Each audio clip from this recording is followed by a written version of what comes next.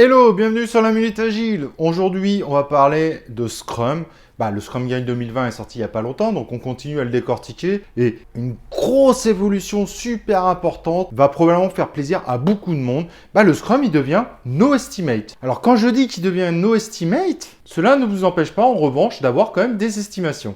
Et c'est ça qui est assez intéressant, et c'est ce qu'on va voir dans ce nouvel épisode. Let's go!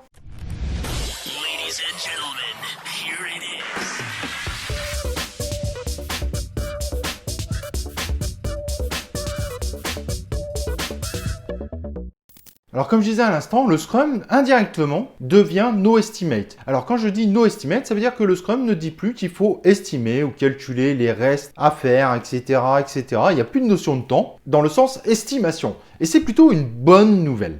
Oh cool, maintenant on pourra plus rien me dire si j'en branle pas une, c'est parfait. Oh là là là là là, attention, il faut pas avoir cette image complètement décalée des développeurs. Les développeurs, le fait de ne plus avoir l'obligation d'estimer ne va pas du tout amener les équipes à ne plus travailler. Ça, il faut sortir de ça. Au contraire, vous risquez même d'avoir des équipes qui vont peut-être beaucoup mieux fonctionner du fait de ne plus avoir de pression. Alors, ça ne veut pas dire que l'ancien Scrum avait pour objectif de mettre la pression sur les gens, loin de là. Mais malheureusement, parfois, la lecture des estimations, ça en faisait un travail complexe au niveau des équipes. Combien on peut faire dès le prochain sprint parce qu'il faut calculer le reste à faire, etc. Et si certaines équipes avaient bien compris que les estimations étaient un indicateur interne à l'équipe pour qu'elle s'entraide, pour qu'elle arrive à mieux situer et à mieux savoir ce qu'elle va faire dans le prochain sprint, malheureusement, il y a des équipes qui le prenaient aussi comme indicateur complètement fou et passaient un temps phénoménal pour pouvoir mettre des items dans le sprint planning en oubliant qu'à la fin, normalement, c'est l'équipe de développement qui est censée choisir. Mais c'est vrai que le Scrum avait une certaine prescription qui était un peu embêtante, surtout pour ceux qui étaient pour le no estimate. C'est cette obligation de calculer le reste à faire en cas d'annulation de sprint ou en revue. Et c'est vrai que ça apportait pas grand-chose, alors que le Scrum, quelque part, le prescrivait. D'ailleurs, toutes les équipes ne respectaient pas forcément le Scrum Guide, mais par contre, c'était quand même bien écrit.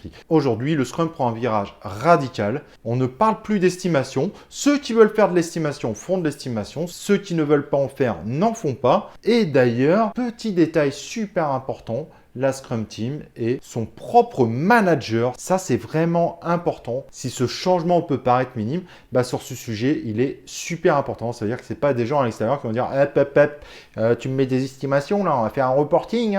Non, l'équipe Scrum se manage elle-même, et si elle veut faire des estimations, c'est parce qu'elle pense que ça va lui apporter pour préparer son prochain sprint par exemple, mais en aucun cas ça lui est imposé. Donc si l'équipe Scrum considère que ça sert à rien les estimations, on perd un temps fou à estimer et qu'elles sont vraiment dans le mindset no estimate, aujourd'hui au niveau Scrum Guide, c'est possible, alors que si on prenait la version 2017, indirectement certaines personnes vous auraient dit non, c'est anti-Scrum. Donc good job, le Scrum devient no estimate compliance, ce n'est pas une obligation mais c'est une possibilité. Et pour clôturer, n'ayez pas peur du no estimate. Faites confiance aux équipes de développement. Je vous assure, c'est des gens qui de toute façon feront le job. Allez, on se retrouve dans un prochain épisode de la Minute Agile pour décortiquer le Scrum Guide 2020. Ciao!